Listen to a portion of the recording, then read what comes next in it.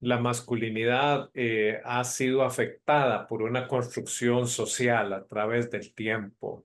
Según lo que los hijos deciden, piensen o hagan, muchas veces los padres se van a sentir afectados o más bien muy realizados. La relación que uno ha tenido con las personas, si es muy significativa,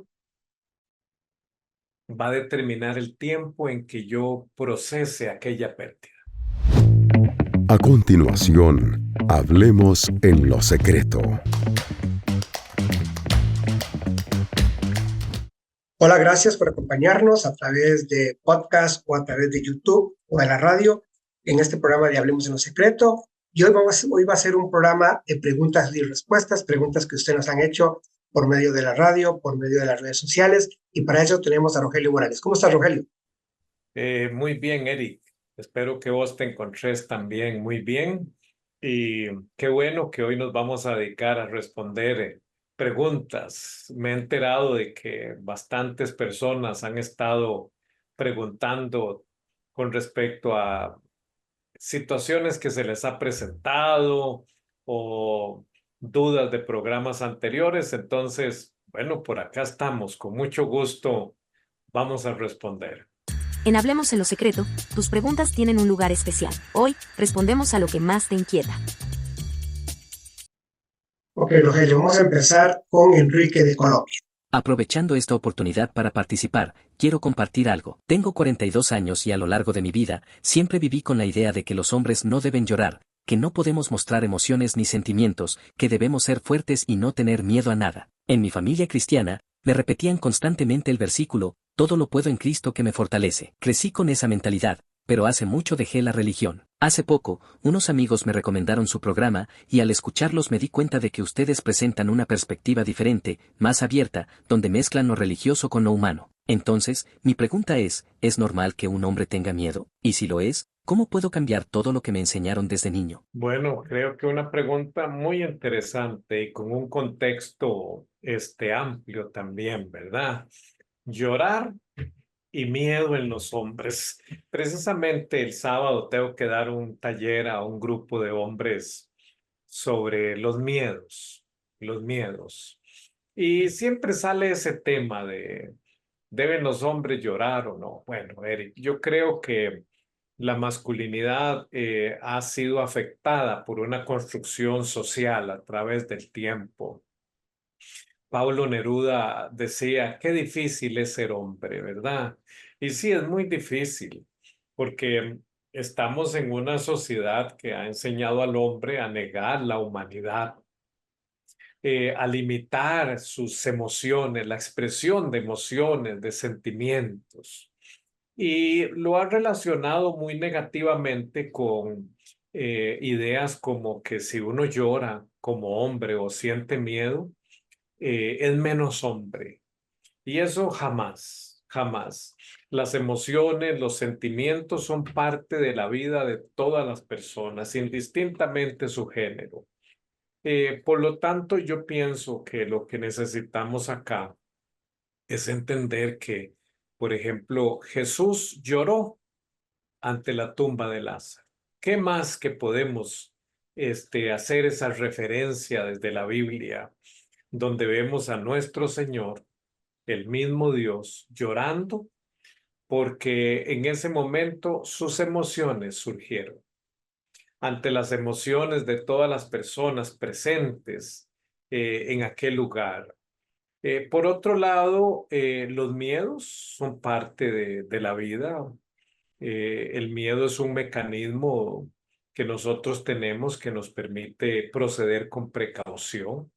Hoy en día que estamos ante una gran crisis a nivel mundial con temas de ansiedad, por ejemplo, bueno, en la ansiedad encontramos miedo, está los ataques de pánico. Entonces, ¿qué podemos decir? Bueno, es incorrecto decir que los hombres no deben llorar y que la Biblia respalda eso. Jamás. Tenemos salmos donde escribe el rey David y habla de llanto, habla de dolor, habla de miedo. Y por otro lado también para ser como hombres, amigables con nuestras emociones. Es bueno que expresemos lo que sentimos. Así como sacamos tiempo para reír, debemos sacar tiempo para llorar. Y así como en algunas cosas somos muy valientes, en otras tenemos mucho miedo. El miedo se logra superar cuando se enfrenta. Entonces, yo te diría eso. No hay problema con llorar. No hay base bíblica que diga que el hombre no debe llorar. Y por otro lado, también en la Biblia encontramos personajes con miedo, pero que a pesar del miedo, actuaron y lograron superar las circunstancias. Y eran hombres también. Julio, cuando estaba leyendo esta pregunta, me acordé que una vez conversábamos y me diste 4 puntos de los miedos del hombre. ¿Verdad? Uno que era miedo a tener miedo, miedo a la soledad, creo que era miedo a perder el trabajo, miedo a la muerte y miedo a los insectos. Sí, sí, sí, sí. Yo creo que ese último es muy interesante porque eh, hay memes y hay bromas que salen en las redes sociales que dice que uno es valiente hasta que una cucaracha empieza a volar en una habitación. Sí, hay que hacer diferencia con respecto a los miedos, ¿verdad? Están las fobias, que son miedos irracionales y está el miedo, que es algo muy común en el ser humano. No es lo mismo que nosotros le tengamos temor a un incendio, a una catástrofe natural, ¿verdad? Le avisan a todo el mundo que viene un huracán en esa población. Ey, uno va a sentir alegría, ¿verdad? Pero en una fobia, pues ya estamos hablando que le tenemos miedo a una hormiga, le tenemos miedo a un pajarito. eh, ya son miedos irracionales que tienen que ver con situaciones que las personas vivieron en su pasado, traumáticas, y que las están reflejando de esa manera. Pero hay más explicaciones acerca de las fobias. Quiero compartir una situación familiar que nos ha sorprendido mucho. Mi papá, que tiene 60 años, ha decidido casarse con una señora de 65. Nosotros le sugerimos que mantenga la relación como está, sin complicarse con un matrimonio a su edad, pero él está decidido. Nos preocupa si estamos siendo injustos o si estamos juzgando mal la situación. ¿Cómo deberíamos manejarlo? ¿Quién pregunta eso, Eric? ¿Tiene algún nombre? Sí. Sonia de Panamá. Ok, Sonia, mira, gracias por la pregunta, muy sincera, muy abierta, ¿verdad? Em, yo creo que una persona de la edad de tu padre es una persona que tiene derecho a definir y decidir por su vida. Em, Tal vez ustedes como hijos tienen otra perspectiva, pero él quiere como afirmar más su relación. Él quiere hacer algo que conforme a sus principios, sus valores, sus ideas, le genera tranquilidad, le genera paz, estabilidad. Así que me parece a mí que la mejor manera de manejar esto es respetar el criterio de él como adulto, como padre. Y por otro lado, si ustedes consideran que por alguna situación aquello puede resultar inconveniente, pues expresarle el criterio, las razones que ustedes tienen como hijos, como familia. Pero sí te quiero decir algo, Sonia. A él le toca decidir. Es una persona en su sano juicio y es una persona que también tiene sus gustos, sus deseos, sus sentimientos y sus necesidades. Hola, soy Dorita de Hermosillo, México. Mi hijo me ha confesado que es homosexual y aunque lo amo, me siento abrumada por cómo reaccionará nuestra comunidad religiosa. ¿Cómo puedo apoyarlo sin dejarme llevar por el miedo al juicio de los demás? Perfecto, gracias por esa pregunta, también muy sincera. Qué bueno que estamos teniendo preguntas sinceras y también con un contenido profundo. Bueno, indiscutiblemente según lo que los hijos deciden, piensen o hagan, muchas veces los padres se van a sentir afectados o más bien muy realizados. Yo creo que un tema como este es un tema que la familia debe procesar. Hay decisiones que son muy individuales. El amor debe estar siempre presente. Si ella está asimilando la decisión que ha tomado su hijo o lo que les ha comunicado, pues debe tomarse su tiempo para procesarlo. Pero hay algo que no va a cambiar nunca y es que sigue siendo su hijo. Un hijo que necesita ser escuchado, ser amado, ser atendido, ser instruido si pertenecen a una iglesia cristiana y creen en la Biblia, en los principios de la palabra del Señor. Eso es importantísimo, es fundamental. Ahora, había una segunda pregunta y es, ¿cómo puede hacer para ayudarle a su hijo con las críticas de la comunidad de fe? Este, Ese es un tema complejo porque tenemos que comprender que indistintamente de lo que crea, piense una persona o cómo se defina, la comunidad de fe siempre tiene que ser receptiva. La comunidad de fe tiene que enfocarse en mostrarnos a todos los seres humanos que somos pecadores y que tenemos necesidad de un Salvador y que nos reunimos en una comunidad bajo esa proclama y esa vivencia que nos va transformando, que nos va cambiando y nos va volviendo personas mejores.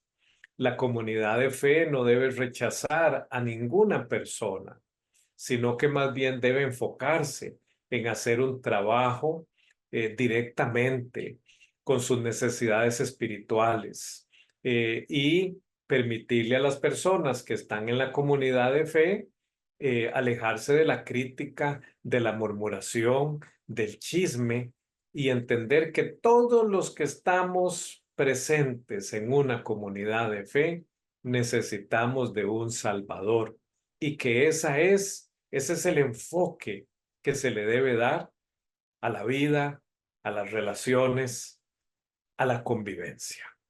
Hola, soy Carmen, venezolana, y vivo en Santiago de Chile desde hace 3 años. Aunque llevo ya un tiempo aquí, no he podido adaptarme bien y sufro de ataques de ansiedad. Me siento muy perdida y no sé cómo manejar esta situación. ¿Qué puedo hacer para superar estos sentimientos y adaptarme mejor a mi nueva vida en Chile? Los procesos de adaptación, cuando uno se cambia de vecindario, de trabajo, de país, conllevan un duelo. El desprendimiento de la costumbre, de los hábitos que existían, de la cultura, tienden a ser muy fuertes, porque uno se convierte en una persona extranjera. Con el tiempo, si se va a establecer en ese país, va a ir asimilando toda la cultura y se llega a sentir parte de la cultura y a algunos hasta se les olvida de dónde venían, ¿verdad? Y ya ahora son de ese país específicamente, ¿verdad? Defienden la bandera, los equipos de fútbol, etcétera. Pero el proceso de ajuste sí es un poquillo a veces difícil. Máxime si hay pánico, ansiedad. Bueno, algo importante es que si se siente así, debería buscar un grupo de apoyo en el cual se integre. Las iglesias tienen esa particularidad que uno puede ser parte de una iglesia y ahí la misma comunidad va integrando a la persona, salen a comer, van a ver una película, salen a alguna actividad, se visitan en sus casas. Eso ayuda muchísimo. Con los temas como la ansiedad, bueno, ahí se puede buscar ayuda profesional porque la ansiedad va a representar el manejo de alguna incertidumbre, alguna confusión, algún miedo que se le puede estar presentando con respecto a la migración que ha hecho. Y por otro lado, también es fundamental que vaya asimilando la cultura del lugar, las costumbres, las tradiciones, y que también mantenga las suyas. Encontrar personas de su tierra, ¿verdad? De su país de origen, también ayuda mucho. Tengo pacientes en Europa que han migrado de diferentes lugares del mundo y siempre sale ese tema en los primeros meses.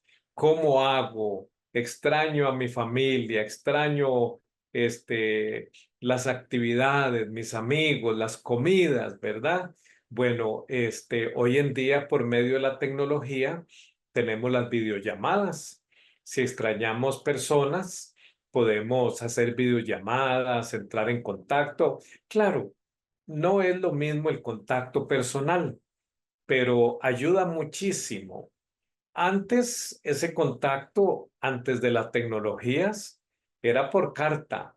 Y entonces se recibió una carta cada mes o cada 22 días cuando era muy ágil, ¿verdad? El correo. Y eso emocionaba a la persona y ya escribía otra y la mandaba y lo que tardaba en llegar, generaba ansiedad, incertidumbre. Pero bueno, hoy en día ya no está eso. Hoy en día tenemos la tecnología y mediante la tecnología podemos tener una mejor comunicación, podemos hasta experimentar cierta cercanía. Yo pensaría que esas serían algunas cosas, pero sí sería bueno conocer más a fondo qué le genera las sensaciones de ansiedad y miedo. Ahora, Claudia de Colombia dice, tengo un niño de 1 año y mi esposo quiere que ya empiece a jugar con el celular y el iPad. Sin embargo, yo prefiero que se enfoque más en actividades manuales por ahora.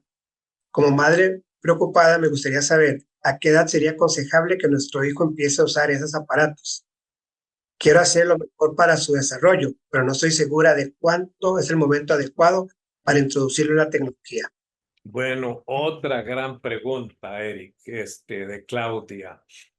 Bueno, no existe así como un dato específico que diga o que se haya analizado a profundidad de cuál es la edad en que un chico, una chica puede empezar a utilizar su celular, la misma tecnología.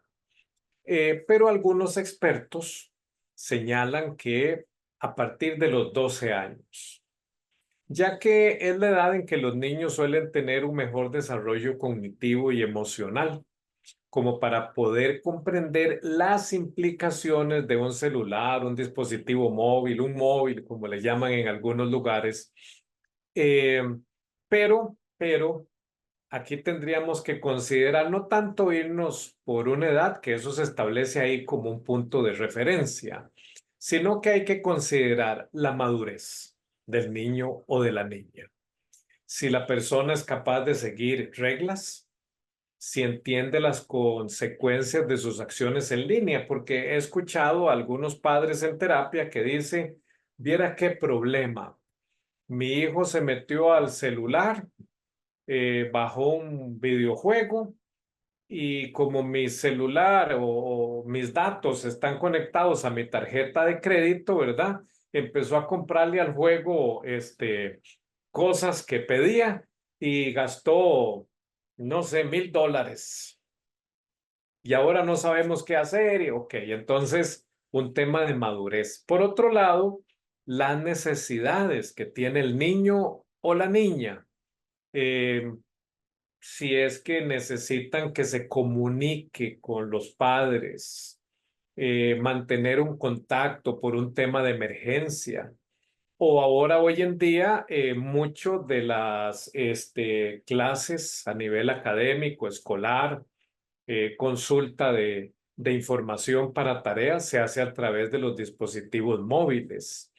Eh, Se puede entonces, cuando es así, eh, poner los famosos controles parentales.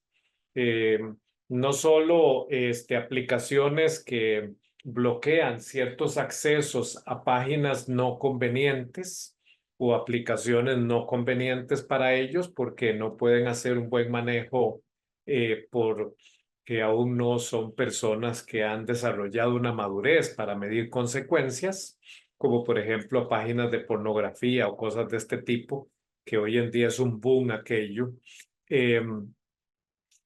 Y también que puedan los padres establecerle límites claros y supervisión del teléfono. Ahora, eso es un poco complejo, Eric, porque en los años 90 era el televisor. Y entonces los padres se les decía, tienen que sentarse a ver los programas que ven sus hijos, porque pueden existir cosas que ellos no pueden manejar por su edad. Y costaba muchísimo. Y era sentarse un rato a ver televisión, a ver las fábulas, a ver las películas que ellos estaban viendo. Imagínate ahora con un celular que se lo llevan para la escuela, se lo llevan para el colegio. Es más complicado, pero entendemos que el uso de la tecnología, del móvil, del celular, eh, conlleva una gran responsabilidad personal. Entonces, en ese sentido, eh, esas son las condiciones. Ahora, beneficios, por supuesto, comunicación con familiares y amigos, acceso a la información educativa, desarrollo de habilidades tecnológicas que hoy se requiere mucho, pero los riesgos serían la adicción a algunas aplicaciones o al mismo teléfono, exposición a contenido inapropiado, si se pegan mucho al teléfono, la disminución de la melatonina por la luz de las pantallas, entonces problemas de sueño.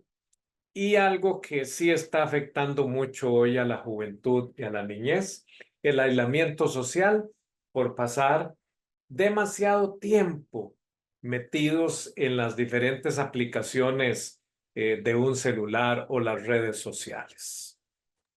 Inclusive este hijo de esa muchacha tiene 1 año apenas, o sea que está Un año, empezando. imagínate, no, muy temprano. Y hay presión de la sociedad, ¿verdad? Porque si se lo dejan cuidando, o sea, que lo cuide una tía, de ahí lo primero que va a hacer es darle el teléfono porque es como la forma más fácil de entretenerlo y de que no moleste, como dicen algunas personas. O Entonces, como le dicen la chupeta eléctrica. sí, debe haber una buena comunicación en todas las personas, con todas las personas vinculadas a la atención de este niño. Hola, soy Vanessa de Grecia, Costa Rica. Cuido de mis padres, que ya están muy mayores, y ninguno de mis otros hermanos me ayuda. Después de 4 años, me siento agobiada y necesito saber cómo puedo cuidar mi salud mental en esta situación. ¿Qué puedo hacer para manejar el estrés y el desgaste emocional que siento? Sí, un gran tema porque he visto que muchas personas están pasando por esto. Cuidar a una persona, sea enferma o una persona muy adulta que ya requiere atención de los hijos o de los familiares, es un poco difícil porque si no coordinamos los roles o el rol del cuido entre varias personas, termina sobrecargándose en una o dos. Y eso no va a ayudar a la salud mental de esas personas. Eh, Primero porque se va a ver privada la persona de su espacio personal, aquellas cosas que hacía para recargarse a sí misma. El descanso se ve afectado, a veces la alimentación. También se ve afectada el tiempo que dedicaba para recreación, para ejercicios, para estudiar, para trabajar, para compartir con amistades.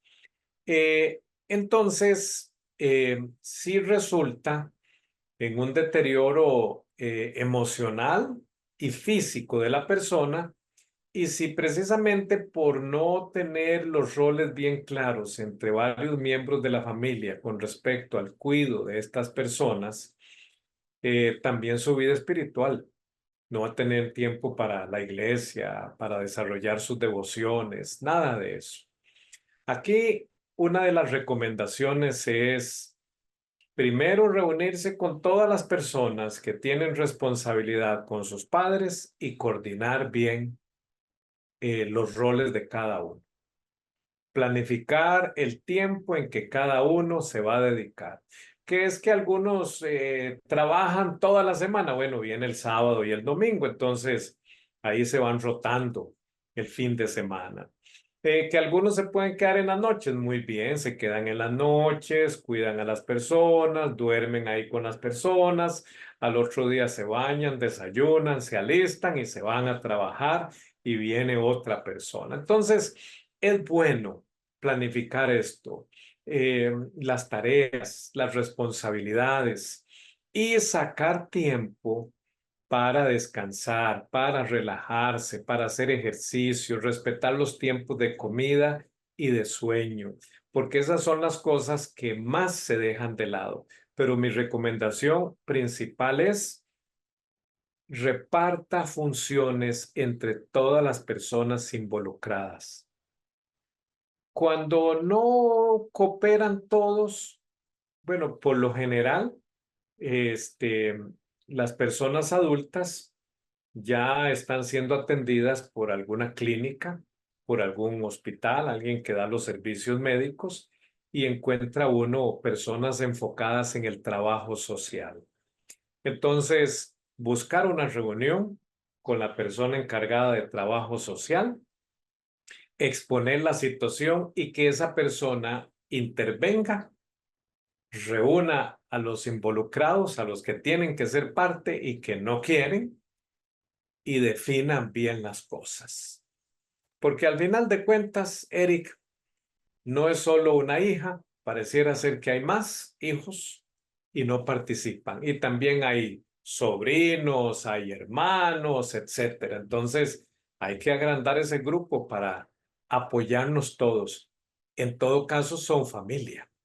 Hola, mi nombre es Marcela de Cataluña, España, y quiero compartir algo muy personal. Perdí a mis padres hace 3 años, y aunque ha pasado un tiempo, siento que no he podido superar esta pérdida. Algunas personas a mi alrededor me dicen que ya debería haberlo superado, que es mucho tiempo, para seguir en duelo. Incluso algunos me han hecho comentarios como, ¿por qué te pones así si ni siquiera vestiste de negro cuando ellos fallecieron? A veces esos comentarios me hacen sentir peor, como si lo que siento no fuera válido. ¿Es normal que después de tanto tiempo siga sintiendo este dolor? ¿Cómo puedo manejar estas opiniones de los demás sin que me afecten tanto? Muy bien. Eh, lo que podríamos decir que al respecto sobre la duración de un duelo, pues hay mucho debate. Uno tiene que considerar que no todas las relaciones son iguales. La relación que uno ha tenido con las personas, si es muy significativa, va a determinar el tiempo en que yo procese aquella pérdida. No es lo mismo experimentar uno, digamos, la pérdida de una persona que apenas conocía a una persona con la que uno se relacionaba bastante. Se dice que el duelo es lo que sufren las personas que aman. Por lo tanto, estamos hablando de palabras mayores, ¿verdad? No debe de enfocarse usted en pensar si el duelo ha durado mucho o ha durado poco, sino más bien en cómo continuar con la vida a pesar de la situación que ha experimentado. A nuestros seres queridos importantes en nuestra vida, personas que amamos, nunca las olvidaremos. Lo que ha sucedido en este proceso donde las hemos perdido es que hay una transición entre la mortalidad de la persona, el tenerla siempre ahí, el verla siempre, compartir siempre, a la inmortalidad del recuerdo. Y ese paso es un poco difícil, porque a veces uno piensa que el recordarla está mal, porque significa como que la perdí, y no es cierto, no es cierto. Si tenés una fe cristiana, vos podés entender el lugar donde se encuentran tus seres queridos. Y eso nos da esperanza, nos da paz, nos da confianza, nos da tranquilidad. Pero por otro lado, si uno con ese sentimiento no continúa con la vida, lo que estamos haciendo es perdiendo el tiempo, porque los sentimientos son parte de la vida. Vamos a trabajar con tristeza, con dolor, con alegría, con paz. Ahí van con nosotros. No deben interferir en lo que hacemos. Entonces, el secreto no necesariamente es aguantar el dolor, aguantar la tristeza. El secreto es seguir caminando a pesar de. Lo que sucederá en algún momento es que recordarás sin dolor, recordarás con una sonrisa, pero de que nos van a hacer falta, nos van a hacer falta. Eso es indiscutible. Son personas que vimos toda la vida, que estuvieron con nosotros, que nos influenciaron positiva y negativamente también porque eran seres humanos.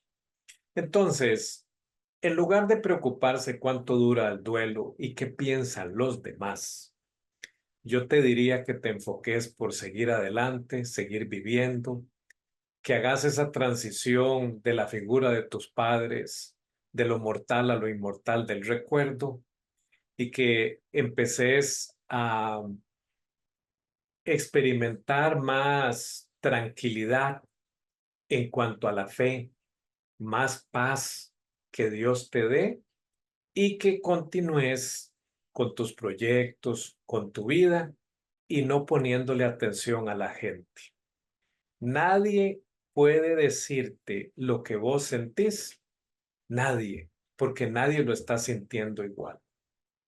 Es bueno que puedas llevar apoyo terapéutico, también de carácter espiritual, para que con algunas herramientas vayas experimentando más paz, más tranquilidad con respecto a este tema.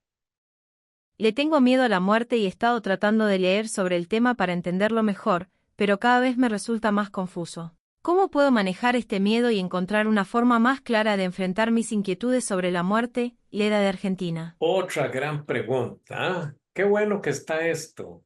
Hemos tenido preguntas bastante profundas y muy propias de la naturaleza de nosotros como seres humanos. Bueno, según lo que nosotros creemos, así interpretaremos la vida y la muerte. Así también nos vamos a definir y así también vamos a ver a los demás. Por lo tanto, la creencia es fundamental. Si yo creo en Dios, tengo una fe cristiana y puedo entender que Dios siempre está conmigo, inclusive más allá de la muerte. Podemos entender también desde esta perspectiva que no debemos temer a la muerte. Como dijo el apóstol Pablo, para mí el vivir es Cristo y el morir es ganancia. ¿Por qué es ganancia? Bueno, porque iba a tener un lugar juntamente con Cristo Jesús, con Dios en la eternidad, lo cual no asusta, lo cual no da miedo. Uno de los problemas cuando analizamos la muerte simplemente como la muerte, como el fin de la vida, es que como desconocemos qué es, entonces nos puede provocar ansiedad, nos puede provocar una gran preocupación, nos puede generar miedo. Y es que es algo desconocido. Podemos tener algunos testimonios, que aquel vio una luz, que el otro caminó allá como por un jardín y lo devolvieron, ¿verdad? Que aquella fue a un lugar muy oscuro, muy tenebroso, muy lúgubre, con cierto calor, dijo alguien. Pero, ¿quién nos puede asegurar que realmente esas personas estuvieron en la eternidad? Entonces, según lo que creamos, así vamos a tener un criterio, una percepción de la muerte. Si nosotros tenemos una creencia cristiana, tenemos esperanza cuando pensamos en la muerte, tenemos buenas noticias cuando pensamos en la muerte. ¿Por qué? Porque todas aquellas personas que hayamos declarado que Cristo es nuestro Señor y nuestro Salvador, tenemos aquella promesa maravillosa que dice, el que cree en mí, aunque esté muerto, vivirá. Para una persona cristiana, no hay muerte. Lo que hay es una continuidad de la vida en la eternidad. Muy bien. Rogelio, ahora viene una pregunta de México. Tuve un conflicto con con una compañera de trabajo y no estoy segura de hasta dónde puedo poner límites con respecto a eso. ¿Cómo puedo manejar esta situación de manera efectiva y estable sin que se agraven los conflictos? Sí. Los conflictos laborales. Creo que estuvimos hablando, ¿verdad? De estrés laboral. Sí, sí. Ok. Y me ha tocado últimamente dar algunas charlas sobre el tema en las empresas porque, no sé, algo pasó después de la pandemia, Eric, y como que la virtualidad nos tenía muy aislados, pero a la hora de volver a la presencialidad, el estrés aumentó y los conflictos en las relaciones. Bueno, lo primero que hay que entender es qué generó el conflicto. Si es una situación personal, es una situación laboral. Y según lo que sea, pues la conversación que continuaría sería sobre eso. Conversar con la persona sobre ese tema y buscar soluciones. Muchas veces lo que sucede es que como todo no lo tomamos personal y como nos tal vez entramos en un juego de palabras muy ofensivo, negativo, o la actitud de alguien fue muy fuerte, bueno, ahora lo que no sabemos es cómo enfrentar una conversación con alguien que ha tenido una diferencia si los sentimientos están de por medio. Ahí es donde ocupamos la madurez, un buen enfoque en la situación y usar más la cabeza que el corazón. Y pensar en los beneficios que nos puede generar resolver esta situación. Ahora, ahí estamos hablando de la disposición que pueden tener dos personas para sentarse y hablar sobre un tema sobre el cual discutieron o tuvieron una gran diferencia. Pero ¿qué pasa si la otra persona no quiere y uno sí quiere resolver? Bueno, ahí se nos complica más y ahí es donde muchas veces tenemos que llevar los temas ante la jefatura, recursos humanos y manifestar el deseo que tenemos de resolver las cosas. Lo que pasa es que a veces escalar a ese nivel ya genera otro conflicto, ¿verdad? Y dicen, de ahí es que usted es la persona que me anda acusando, entonces, ¿verdad? Eh, bueno, esa sería ya la última instancia si la cosa se puso bien complicada y bien difícil, como para decir, es que también me están haciendo la vida imposible aquí en el trabajo, entonces hay que escalar, no queda de otra. Pero de momento es buscar conversar, buscar resolver, no tomárselo personal, considerar que el estrés pudo haberles dado o hecho una mala jugada, eh, provocando una sensibilidad muy alta que tal vez no tenían anteriormente. Rogelio, hay una pregunta similar. Es de Sonia de Guatemala. no sé si son los mismos puntos, pero dice, tengo un conflicto con mis hermanos y ninguno de ellos está dispuesto a tratar o arreglar las cosas. No sé cómo empezar a resolver esta situación. ¿Cómo podría iniciar un plan para mejorar la relación y encontrar una solución entre nosotros los hermanos? Claro, Sonia, es una gran pregunta y es más complicada que la anterior, ¿verdad? Porque son relaciones familiares. Y en las relaciones familiares, pues existen vínculos afectivos, hay historia, hay recuerdos y muchas veces están de por medio los padres, que son como las personas que mantienen unido el grupo. Entonces a veces se dice, por papá y por mamá deberíamos. Ok, cuando los demás no quieren, no podemos hacer mucho. La voluntad humana para resolver conflictos es fundamental. Tanto es así que tenemos un versículo en el libro, en la epístola de los Romanos, que dice, hasta donde sea posible, estén en paz con todos. Eso quiere decir que a veces no será posible. Hay que buscar las formas de tener un acercamiento. A veces no se puede hablar con todos, se puede empezar con uno, tal vez la persona más sensible, más abierta a la comunicación, pero si no hay comunicación, si no hay acercamiento, no se va a lograr. A veces hay que dar tiempo para que los sentimientos y las emociones bajen, para que nuestra cabeza esté más fría y la de las demás personas también. Y reunirnos y aclarar las cosas, pedir perdón, perdonar, eh, recordar que somos familia, somos hermanos. Es muy significativa aquella relación, que hemos pasado por muchas tormentas juntos y hemos salido adelante. Y que no es justo que en un momento como este nos dividamos de esa manera. También pensar en los motivos por los cuales es fundamental que permanezcamos unidos y caminemos. A veces se logra con todo el grupo, a veces se logra solo con algunos, pero hay que dar tiempo para que el resto se acople. Y muchas veces, Sonia, es lamentable, pero muchas veces los demás no quieren y nosotros no podemos hacer mucho. Hola, soy Carla de Colombia. Tengo 29 años y me dicen que debo cortar el cordón con mis papás porque sigo muy apegada a ellos. Pero, en realidad, solo vivo en casa, ayudo con las tareas, y tengo mi propia vida. Me pregunto si debería mudarme a vivir sola para lograr ese desapego. ¿Qué opinan ustedes?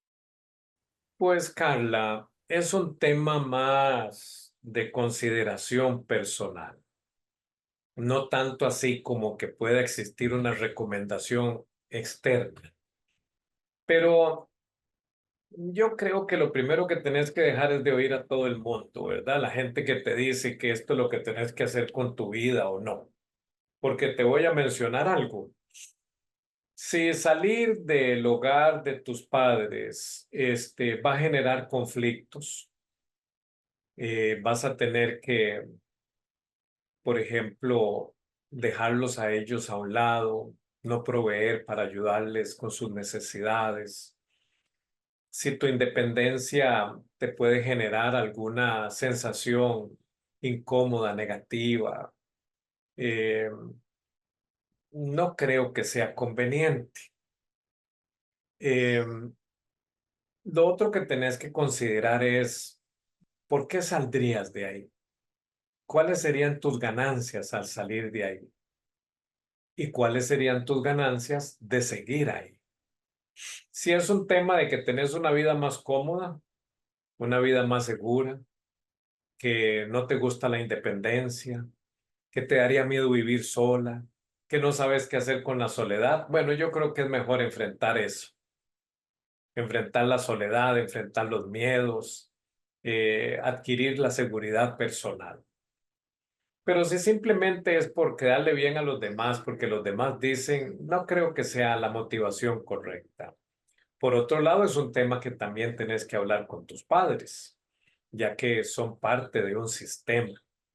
Quizá ellos sean de la idea de que podés salir de casa, no sé, con un matrimonio, o porque te dieron una beca en otro país, o porque las condiciones laborales se prestan, porque queda muy largo tu trabajo y es mejor que vivas lejos.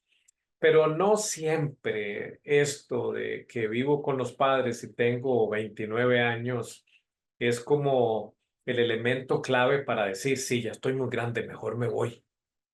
No. Ahora, si el estar ahí va a generar que tengas que estar con tus padres toda la vida, también es algo que deberías pensar. ¿Por qué? Bueno, porque es bueno que los padres regresen a ser pareja, se vuelvan a encontrar como pareja. Y a veces cuando los hijos están en casa y ya están grandes, eh, les quitan mucho ese espacio de pareja, porque siguen pensando en que son responsables de los hijos, de la economía, de la manutención, de sus decisiones. Y hay que comprender que como hijos, si viven como vos, que aunque estás con ellos, pero tenés una vida independiente, muy bien. Pero si se generan esas dependencias y no pueden vivir el uno sin el otro, ellos siguen siendo responsables de tu vida, de tus decisiones, de tu economía. Ahí sí se requiere pensar en independizarse. En palabras simples, vea el motivo por el cual usted está ahí, vea el motivo por el cual usted quiere salir de ahí, piense qué gana si se queda con ellos, piense qué gana si usted se independiza. Y mediante esas dos cosas, usted puede llegar a una decisión adecuada, pero no porque la gente diga que tenés 29 años y ya es hora. No, no necesariamente ese es un motivo correcto. Vamos a contestar dos preguntas más. Ujú. Dice, ahora tengo un complejo de sentir que no soy útil, por lo que trato de hacer cosas para los demás con el objetivo de agradarles. Sé que eso no está bien, pero no sé cómo cambiar ese comportamiento. ¿Qué puedo hacer para superar ese sentimiento de inutilidad y encontrar una manera más saludable de sentirme valioso? Gracias. Ese es quien es. Solo hemos oído mujeres, ¿verdad? Eh, Este me parece que es un hombre, ok. pero no tengo, pero no tengo aquí No tenés el nombre. Ok, no. está bien. Bueno, un caballero, digamos. Eh, la sensación de inutilidad tiene que ver mucho con la crianza que experimentamos. Un hogar donde hay mucha sobreprotección hace que las personas que viven bajo esa sobreprotección crezcan sintiéndose inútiles. Es una de las cosas que se experimenta, porque les resuelven la vida, toman decisiones por esa persona, eh, lo protegen tanto que no lo han dejado exponerse con el mundo, con la vida. Entonces, a veces no sabe cómo hacer las cosas si no consulta, si no le indican, si no le dicen. Entonces, eso hace que crezca una persona sintiéndose inútil. Y tal vez lo vemos reflejado cuando él dice que tiene que estar complaciendo, tiene que estar quedando bien. O sea, que responde más a la opinión de los demás. Y eso es porque se busca la aprobación, se busca la complacencia para recibir aprobación. Esa aprobación le genera seguridad, pero manifiesta que hay un problema de autoestima. ¿Por qué? Porque está buscando validación externa y no se está basando en su propia seguridad. Entonces yo le diría, número uno, hay que llevar un proceso terapéutico, le puede ayudar, donde logre eh, romper con esos vínculos de sobreprotección y desarrollar más seguridad personal. Segundo, trabajar el tema de autoestima. Usted es una persona que vale no por la opinión de otros, no por la aprobación de los demás, sino porque usted es una persona y usted tiene su criterio, tiene sus gustos, tiene sus creencias. Usted es un ser humano. Y lo otro es, ¿hasta cuándo uno debe complacer a los demás? Bueno, uno debe complacer hasta que no se autoanule. Cuando uno se anula en una complacencia, está mal. Aurelio, y la última pregunta es de Raúl de Venezuela. Ah, muy bien. Tengo mucha ansiedad y, aunque oro, trato de calmarme y pensar en otras cosas. No logro controlar mis emociones. Me he dado cuenta de que cuando me siento así, me da por comprar cosas. ¿Qué puedo hacer para manejar mi ansiedad de manera más efectiva y evitar recurrir a las compras como una forma de escape? Gracias, Raúl. Otro caballero ahí, haciendo preguntas. Es bueno que los hombres hagan preguntas porque a veces, como hablábamos, de los hombres que lloran, ¿verdad? Este, algunos hombres se rehúsan a hacer preguntas y eso me parece a mí que no está bien. O sea, tanto hombres como mujeres, podemos preguntar sobre la conducta, las emociones. Y este es un gran tema. Algunas personas, eh, la ansiedad les da como un síntoma, podríamos decir, comer, comprar compulsivamente. Eh, no creemos que sea tan común, pero sí lo es, que algunas personas ansiosas experimenten una fuerte necesidad de hacer compras. Yo creo que esto que dice Raúl, que él ora y le pide a Dios, es muy bueno. Pero también se necesita autocontrol, autoconocimiento, descubrir qué le genera a él esa ansiedad. Es fundamental, los detonantes de la ansiedad. Y una vez que se descubre qué me detona a mí la ansiedad, trabajar la forma en que yo pienso, en que yo proceso esto. Ahora, en este tema, Eric y Raúl, la terapia es fundamental. ¿Por qué? Bueno, porque se nota en su pregunta que hay cierta desesperación. Es algo que se le está saliendo de control y dice, aunque yo oro. Claro, porque en situaciones como estas, es a nosotros como seres humanos que nos toca establecer controles, autoconocimiento y tener herramientas para poder aplicarlas con la ayuda de Dios, por supuesto. Cuando una persona ansiosa compra compulsivamente, se dice que busca el control. Formas de controlar la vida, formas de controlar las emociones. Entonces, la compra compulsiva le da una sensación temporal de control y de poder sobre la situación. Por otro lado, también es una recompensa inmediata. Eh, ¿Qué hace una compra así impulsiva, compulsiva? Bueno, activa el sistema de recompensas del cerebro, que es el que se activa cuando uno termina de comer o cuando uno atiende una necesidad fisiológica. Ese sistema dispara dopamina y uno siente un alivio. Entonces, muchas veces una compra de ese tipo lo que hace es activar ese sistema de recompensa, tiene una dosis de dopamina y siente un alivio. También es un distractor para una persona que tiene pensamientos de esos invasivos, recurrentes, ansiosos. ¿Por qué? Bueno, porque se distrae de la preocupación y se enfoca en eso. En algunos casos, las compras son medicamentos, ¿verdad? Que eso eh, no es muy conveniente, pero también comprar cosas, porque aumentan sus gastos, despilfarran el dinero en cosas que ya tienen o son innecesarias. Entonces, al final de cuentas, aunque se busca una salida, pero lo que se adquiere es otro problema y la ansiedad ya ahora se suma al gasto desproporcionado, a la crisis financiera o a la deuda.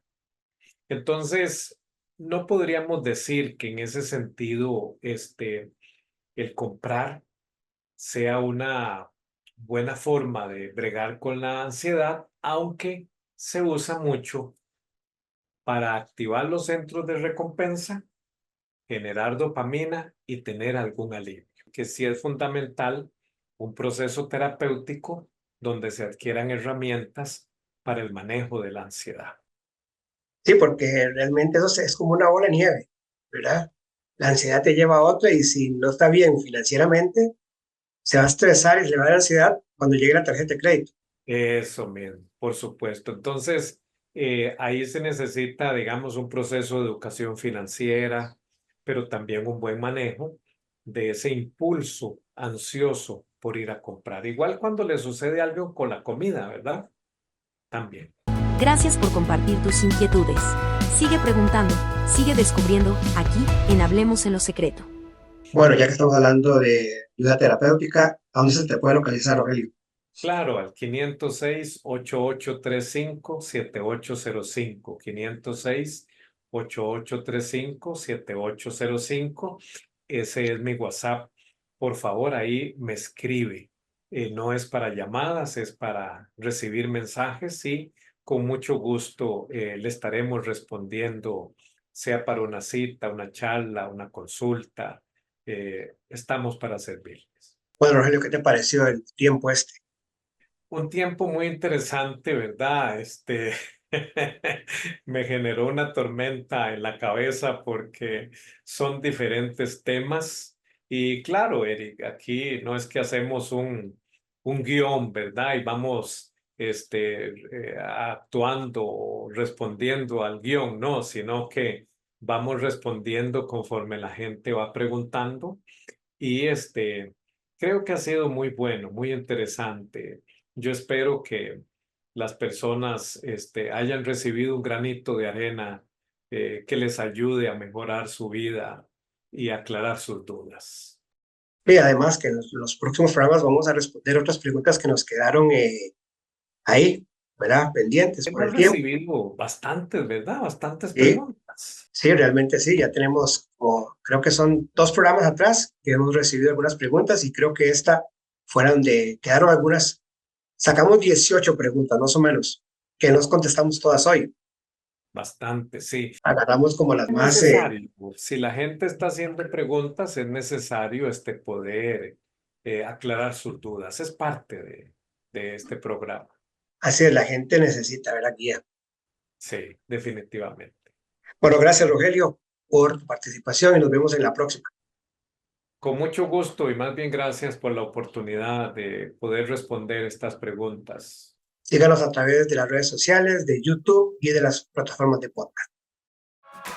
Finaliza En lo Secreto. Te esperamos en nuestro próximo programa. Este programa es producido por el Departamento de Comunicación del Ministerio En lo Secreto. Todos los derechos reservados. Realizado en Herpasa Creativa, productora de contenido.